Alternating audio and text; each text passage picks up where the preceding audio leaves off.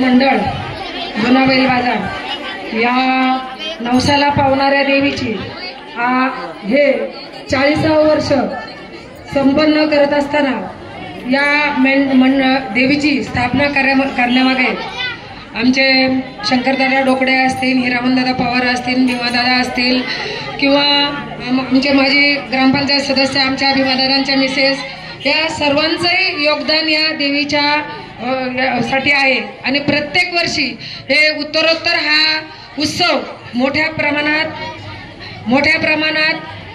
साजरा करत असताना आमचे माजी ग्रामपंचायत सदस्य कैलासदादा गोरे सगळेच मंडळी असतील तर सगळेच परिचयाचे आहे, प्रत्येकाचं नाव घेणं पण शक्य नाही, कुणाचं चुकून नाव राहिलं तरी ते वाईट वाटून घेऊ नका।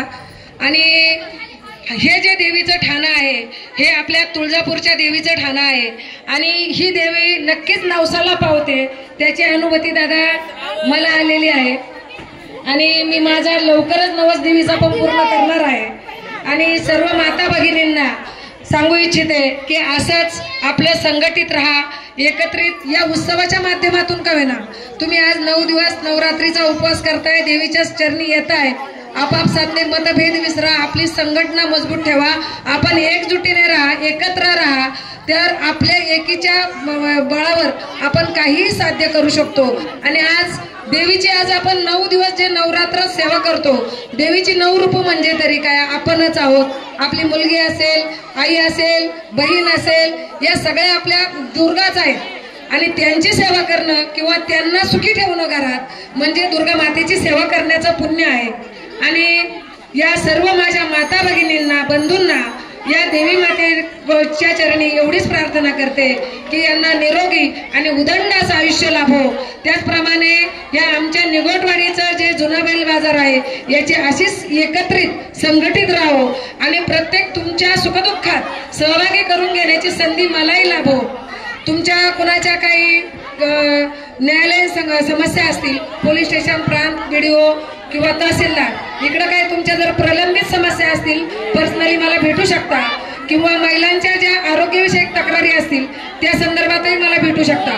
दुसरी गोष्ट, आपल्या सरकारी दवाखान्यात प्रत्येक ठिकाणी मला ऐकायला येतं की वशिल्याशिवाय काम होत नाही, परंतु ज्यावेळी तुम्ही दवाखान्यात जाता तिथं तुम्हाला कोणती अडचण उपलब्ध होते त्यावेळी मला कधी अर्ध्या रात्री फोन करा।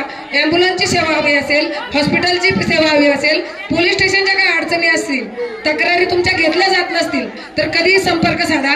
तुमच्या सर्वांच्या आशीर्वादाने आणि देवी आईच्या कृपेने मी पहिली तालुका संघटिका म्हणून काम पाहत असताना तुम्ही माझं काम पाहिलेलं आहे, आता मी पुणे जिल्हा समन्वयक म्हणून काम पाहते आणि याच देवीच्या आशीर्वादाने आता मी दक्षता समितीवर आहे। दुसरी गोष्ट, अन्नधान्य पुरवठा समितीवर पण आहे।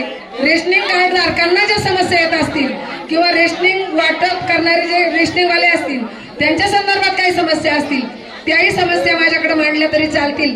आणि मी आता सर्व तुम्हाला फक्त एकदा एक धन्यवाद देते की प्रत्येक वर्षी न चुकता तुम्ही मला देवी आईची सेवा करण्याचा जो मान देता त्याबद्दल मी तुम्हा सर्वांचे आभार मानते आणि थांबते। जय हिंद, जय महाराष्ट्र।